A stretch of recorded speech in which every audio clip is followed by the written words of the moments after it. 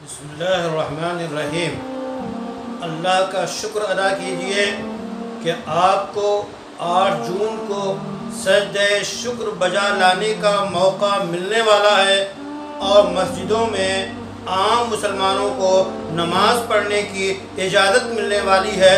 یہ اللہ کا شکر ہے، اللہ کا شکر ادا کرنا چاہیے، اللہ کا انعام ہے۔ اللہ نے فرما دیا وَأَقِيمُوا الصَّلَاةَ اور نماز کو قائم کرو۔ اللہ نے فرما دیا وَارْكَعُوا مَعَ الرَّاكِعِينَ جماعت کے ساتھ نماز پڑھو، رکوع کرنے والوں کے ساتھ رکوع کرو۔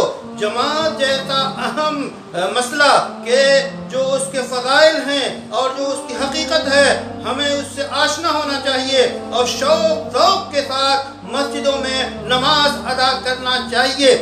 یہ یاد رہے کہ نصوص پہ عمل کرنا چاہیے، قطعیات پہ عمل کرنا چاہیے۔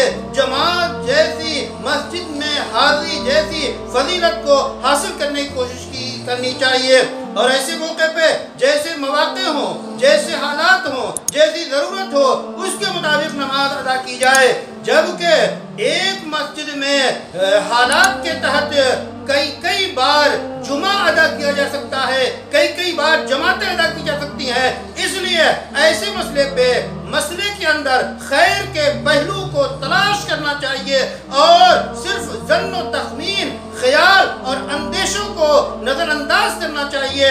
مفسدے جو بہت دور کے ہوں ان سے گریز کرنا چاہیے اور خیر کے پہلو کو تلاش کر کے ہمیں کوشاں رہنا چاہیے کہ عبادت گاہیں، مسجدیں، ان کے دروازے عام مسلمانوں کے لیے کھولے جانے والے ہیں۔ ہم انشاءاللہ پورے ضابطے کے ساتھ جہاں تک امکانات ہیں ہم نماز ادا کرنے کی کوشش کریں اور اللہ کا شکر ادا کریں، اللہ کے لیے سجدہ شکر بجا لائیں۔